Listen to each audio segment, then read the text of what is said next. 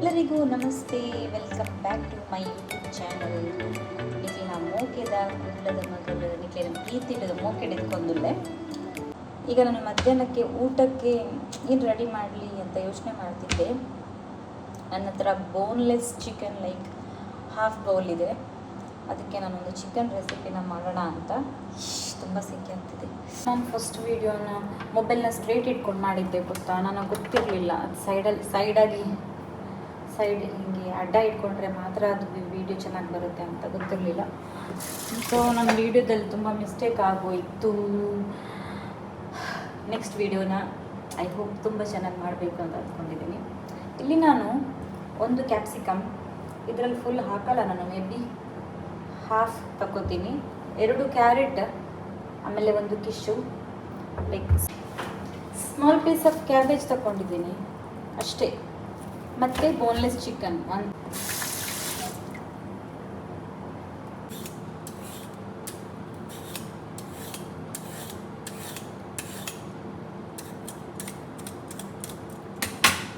ಎರಡು ಕೂಡ.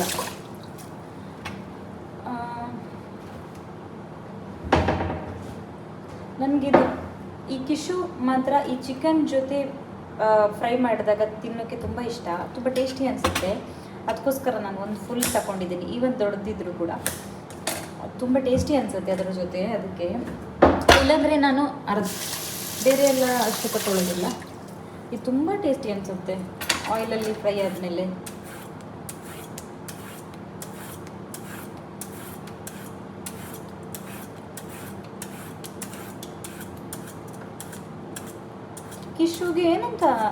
ಕಿಶುಗೆ ಏನಂತ ಹೇಳ್ತೀವಿ ಅಂತ ನನಗೂ ಗೊತ್ತಿಲ್ಲ. ಇಲ್ಲಿ ಕಿಶು ಅಂತೀವಿ, ಮೇ ಬಿ ಕಿಶುನೇ ಅಂತಾರೆ ಅನ್ಕೋತೀನಿ, ನನಗೂ ಗೊತ್ತಿಲ್ಲ. ಅದನ್ನು ಹೀಗೆ ವಾಶ್ ಮಾಡೋಣ, ಎಲ್ಲನೂ ವಾಶ್ ಮಾಡಿ ಇಟ್ಕೊಳ್ಳೋಣ ಫಸ್ಟ್.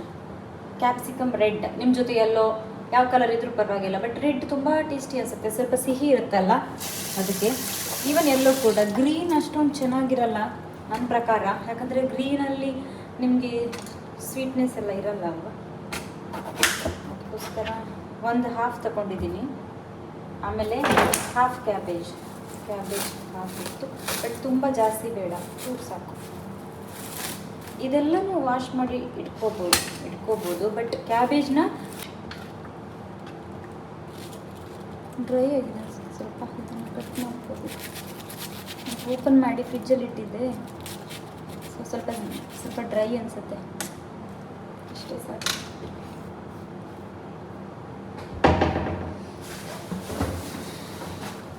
ನಾನು ಕೆಲಸ ಮಾಡ್ತಾ ಇರಬೇಕಾದ್ರೆ ನನಗೆ ಅದೇ ಟೈಮಲ್ಲಿ ಇದು ಕ್ಲೀನ್ ಆಗಬೇಕು.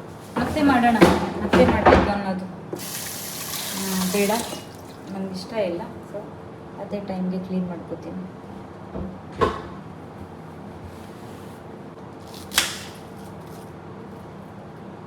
ಯಾರೆಲ್ಲ ಹೆಲ್ತಿ ಡಯಟ್ ಫಾಲೋ ಮಾಡ್ತೀರಾ ಅವರಿಗೆ ಇದು ಬೆಸ್ಟ್, ತುಂಬಾ ಒಳ್ಳೆಯದು.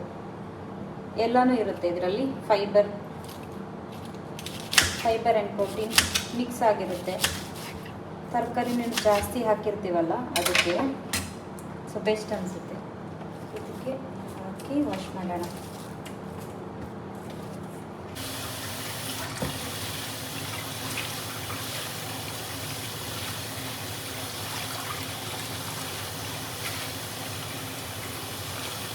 ಮಲ್ಲಿಗೆ ಹೂ ಥರ ಕಾಣುತ್ತೆ ಕ್ಯಾಬೇಜ್ ಅಲ್ವಾ, ವಾಶ್ ಎಲ್ಲ ಮಾಡಿದ್ಮೇಲೆ, ಅಂದರೆ ಕಟ್ ಮಾಡಿದ್ಮೇಲೆ ಮಲ್ಲಿಗೆ ಹೂ ಥರ ಕಾಣುತ್ತೆ. ನೀರು ಇಟ್ಕೊಳ್ಳಿ ಇದರ ಕೆಳಗೆ, ಪಾತ್ರೆ ಹಾಗೆ.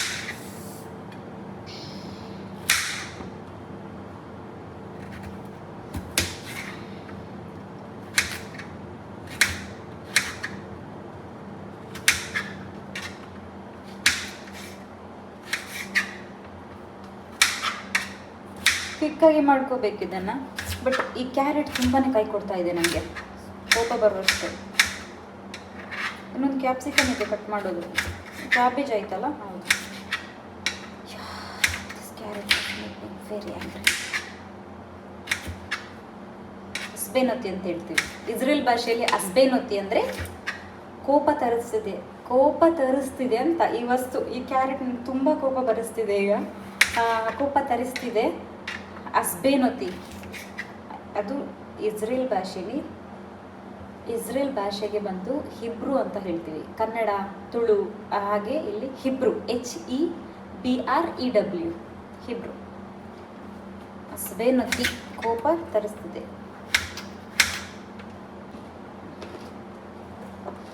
ಒಂದು ಸಣ್ಣ ಕ್ಯಾರೆಟ್ನ ಬಾಯಿಗೆ ಹಾಕೊಂಡೆ. ನಿಮಗೂ ಈ ಥರ ನಿಮಗೂ ಈ ಥರ ಅಭ್ಯಾಸ ಇದೆಯಾ? ಪ್ರತಿ ಸತಿ ಕ್ಯಾರೆಟ್ ಕಟ್ ಮಾಡಬೇಕಾದ್ರೆ ತಿನ್ನಬೇಕು, ಮತ್ತೊಂದು ತಿಂದರೆ ತಿಂತಾ ಇರಬೇಕು. ಸೊ ಕಂಟ್ರೋಲ್ ಮಾಡೋಣ. ಇದರೊಳಗೆ ಈ ಪಾರ್ಟ್ನ ಚೆಂದ ಕ್ಲೀನ್ ಮಾಡಬೇಕು. ಅದರ ಬೀಜ ಇರುತ್ತಲ್ಲ, ಅದು ಸರಿಯಾಗಿ ತೆಗಿಬೇಕು. ಕಟ್ ಮಾಡೋದು ಕೂಡ ಹಾಗೆ, ಇಲ್ಲಿಂದ ಹಿಂಗೆ ತೆಗೆದ್ರೆ ಆಯಿತು, ಬರುತ್ತೆ.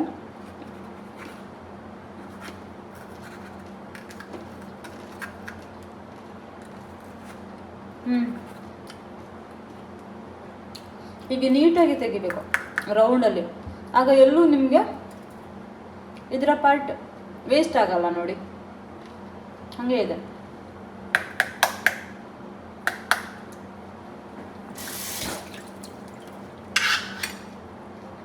ಅದನ್ನು ಹಾಗೆ ಕಟ್ ಮಾಡಬೇಕು.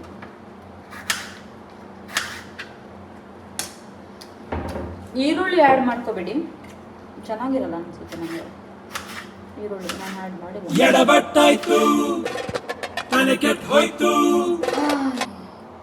ದೇವರು ನನ್ನ ಪೇಷನ್ಸನ್ನು ಮತ್ತೆ ಪರೀಕ್ಷೆ ಮಾಡ್ತಿದ್ದಾರೆ. ನಾನು ಇದಕ್ಕಿಂತ ಮುಂಚೆ ವಿಡಿಯೋ ಮಾಡಿದ್ದೆ ಎಲ್ಲ ಕಟ್ ಮಾಡೋದು, ಅದೇನೋ ಆಗಿ ಬ್ಲರ್ ಆಗಿ ಬಂತು. ಇಟ್ಸ್ ಓಕೆ, ಏನಿಲ್ಲ. ನಾನು ಕ್ಯಾರೆಟ್ ತಗೊಂಡಿದ್ದೆ, ಅದನ್ನು ಇಷ್ಟು ಸಣ್ಣದಾಗಿ ಸಪುರ ಉದ್ದಕ್ಕೆ ಕಟ್ ಮಾಡ್ಕೊಂಡಿದ್ದೀನಿ, 2 ಕ್ಯಾರೆಟ್. ಆಲ್ಸೋ ದ ಕಿಶು ಕೂಡ ನಾನು ಸಣ್ಣದಾಗಿ ಸಪುರ ಕಟ್ ಮಾಡ್ಕೊಂಡಿದ್ದೀನಿ. ದೆನ್ ಕ್ಯಾಪ್ಸಿಕಮ್ನ ಈ ಥರ ಕಟ್ ಮಾಡ್ಕೊಂಡಿದ್ದೀನಿ, ಈ ಥರ. ಓಕೆ, ಆ್ಯಂಡ್ ಇದು ಗಾರ್ಲಿಕ್ನ ಈ ಥರ ಕಟ್ ಮಾಡ್ಕೊಂಡಿದ್ದೀನಿ. ಕ್ಯಾಬೇಜ್ನ ಉದ್ದಕ್ಕೆ ಸಪೂರ ಕಟ್ ಮಾಡಿ ವಾಶ್ ಮಾಡಿ ಇಟ್ಕೊಂಡಿದ್ದೀನಿ. ಇಷ್ಟು ಬೇಕು ಇದಕ್ಕೆ ಇಂಗ್ರೀಡಿಯೆಂಟ್ಸ್. ಯಾವ ಥರ ಅಂದರೆ ಈ ಥರ ಕಟ್ ಮಾಡ್ಕೊಂಡಿದ್ದೀನಿ. ಓಕೆ, ಚಿಕನ್ ಬ್ರೆಸ್ಟ್ ಇತ್ತು. ನಿಮ್ಮ ಹತ್ರ ಬೋನ್ಲೆಸ್ ಚಿಕನ್ ಇದೆ ಅಂತಾದರೆ ನೀವು ಕಟ್ ಮಾಡಿ ಇಷ್ಟು ಸಣ್ಣದಾಗಿ ಕಟ್ ಮಾಡಿ ಇಟ್ಕೋಬೇಕು. ನನ್ನ ಹತ್ರ ಚಿಕನ್ ಬ್ರೆಸ್ಟ್ ಇತ್ತು, ನಾನು ಅದನ್ನು ಕಟ್ ಮಾಡಿ ಇಟ್ಕೊಂಡಿದ್ದೀನಿ. ಸ್ವಲ್ಪ ನೀರಿದೆ, ಅದನ್ನು ತೆಗಿಬೇಕು ಅಷ್ಟೇ, ಇಲ್ಲ ಅಂದರೆ ಕಷ್ಟ.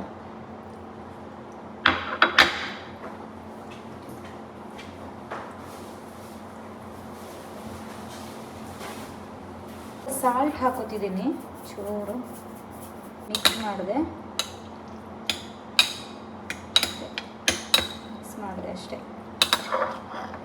ಇಲ್ಲಿ ಗ್ಯಾಸ್ನ ಬಿಸಿ ಆಗೋ ತನಕ ವೇಟ್ ಮಾಡುವ. ಆಲಿವ್ ಆಯಿಲ್ನ ತಗೋತಿದ್ದೀನಿ.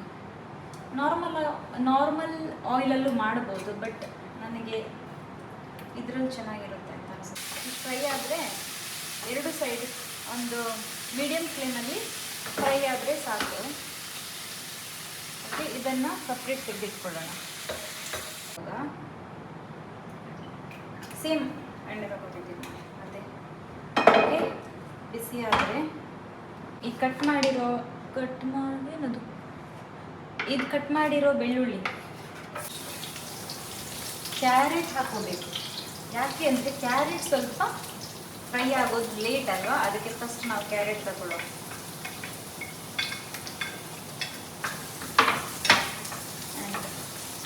ಫ್ರೈ ಆಗ್ತಾ ಆದಮೇಲೆ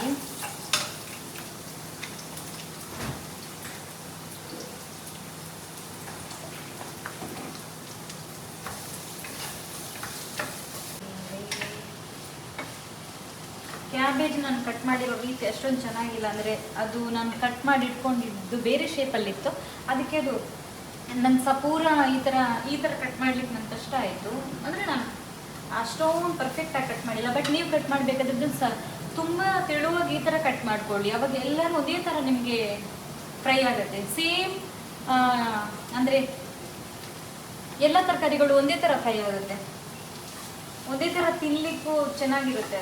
ಅದು ಒಟ್ಟಿಗೆ ಸಿಗಬೇಕಾದ್ರೆ ಎಲ್ಲ ಆದಮೇಲೆ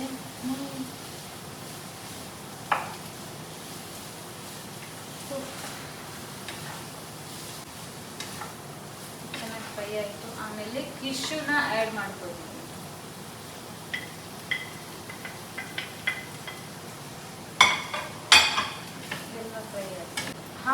ನೋಡುವಷ್ಟು ಈ ಥರ ಫುಲ್ಲಾಗಿ ಕಾಣಿಸುತ್ತೆ. ಮತ್ತು ತರಕಾರಿ ಬೆಂದ ಮೇಲೆ ಅದು ತುಂಬ ಸ್ವಲ್ಪ ಕ್ವಾಂಟಿಟಿ ಆಗುತ್ತಲ್ವಾ, ತರಕಾರಿಗಳು ಬೆಂದ ಮೇಲೆ ಅದು ಇಷ್ಟೇ ಆಗುತ್ತೆ.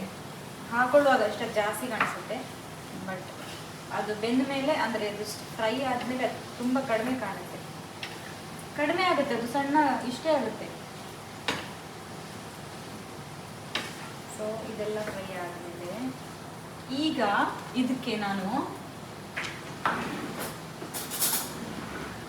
ಈ ಥರ 1 ಸ್ಪೂನಲ್ಲಿ ಸೋಯಾ ಸಾಸ್ನ ಆ್ಯಡ್ ಮಾಡ್ಕೊತಿದ್ದೀನಿ. ಸೋಯಾ ಸಾಸ್ನ ಆ್ಯಡ್ ಮಾಡ್ಕೊಳ್ತೇನೆ. ಅದು 1 ಸ್ಪೂನ. ಆಮೇಲೆ ಮತ್ತೊಂದು ಚೂರು ಹಾಫ್ಗಿಂತ ಕಡಿಮೆ ಕಾಲು ಸ್ಪೂನ್ ಹಾಕಿ. ಮತ್ತೆ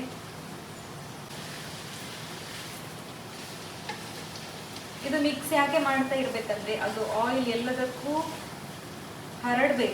ಹರಡಿ ಆಮೇಲೆ ಅದು ಟೇಸ್ಟ್ ಆಗಿ ಬರುತ್ತೆ. ಅದಕ್ಕೆ ಈ ಥರ ಅಂದರೆ ನೀವು ನೋಡಿರ್ಬೋದು, ಈಗ ಫ್ರೈಡ್ ರೈಸ್ ಎಲ್ಲ ಮಾಡೋರು ಇರ್ತಾರಲ್ಲ ಸ್ಟ್ರೀಟ್ ಫುಡ್ಡಲ್ಲಿ, ಅವರು ದೊಡ್ಡ ಪಾತ್ರೆ ತಗೊಂಡು ಯಾವ ಥರ ಆ ತರಕಾರಿಗಳನ್ನೆಲ್ಲ ಹಸಿ ಹಾಕ್ತಾರೆ ಮತ್ತು ಅದನ್ನು ತುಂಬ ಚೆನ್ನಾಗಿ ಫ್ರೈ ಮಾಡ್ತಾರೆ, ಆವಾಗಲೇ ಅದು ತಿನ್ನೋಕ್ಕೆ ಟೇಸ್ಟ್ ಆಗಿರುತ್ತೆ.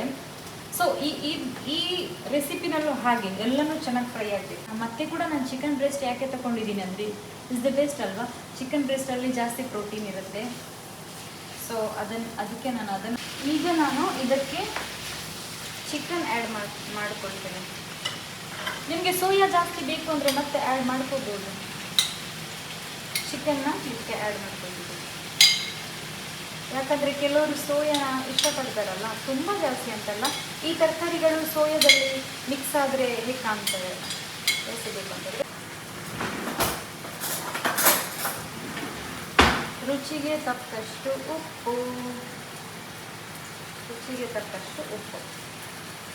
ಓಕೆ,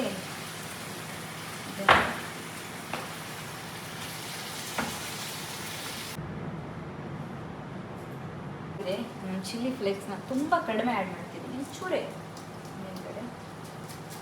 ಇದಕ್ಕೆಲ್ಲ ರೆಡಿ ಆದಮೇಲೆ ಬಿಳಿ ಎಳ್ಳು ಹಾಕೋಬೇಕು. ಇದು ತಿನ್ನಬೇಕಾದ್ರೆ ಸಿಗುತ್ತಲ್ಲ ಒಟ್ಟಿಗೆ, ತುಂಬಾ ಟೇಸ್ಟಿ ಅನಿಸುತ್ತೆ.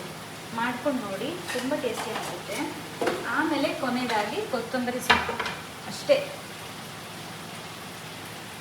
ಮುಗೀತು. ಹಿಂಗಿದೆ. ಫೈನಲಿ ರೆಡಿ ಆಗಿದೆ ನನ್ನ ಚಿಕನ್ ವಿತ್ ವೆಜಿಟೇಬಲ್ ಫ್ರೈ. ಅದಕ್ಕೆ ನಾನು ಕಿನೋವಾ, ರೈಸ್ ಬದಲು ಕಿನೋವಾನ ರೆಡಿ ಮಾಡಿಕೊಂಡೆ.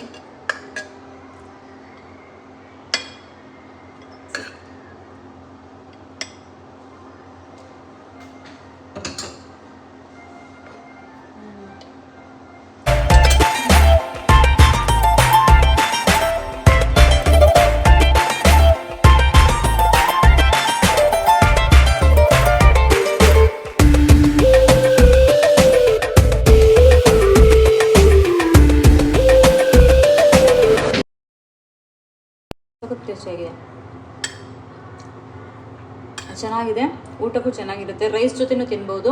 ನಾನು ಇಲ್ಲಿ ಕಿನೋವಾ ಮಾಡ್ಕೊಂಡು ತಿಂತೇನೆ. ಇದಾಗಿತ್ತು ನನ್ನ ಇವತ್ತಿನ ವಿಡಿಯೋ. ಈ ವಿಡಿಯೋ ನಿಮ್ಗೆ ಇಷ್ಟ ಆಗಿದ್ರೆ ಲೈಕ್ ಮಾಡಿ, ಸಬ್ಸ್ಕ್ರೈಬ್ ಮಾಡಿ, ಹಾಗೆ ಶೇರ್ ಮಾಡಿ ಅಂತ. ಮುಂದಿನ ವಿಡಿಯೋದೊಂದಿಗೆ ಮತ್ತೊಮ್ಮೆ ಸಿಗ್ತೀನಿ. Bye all, take care.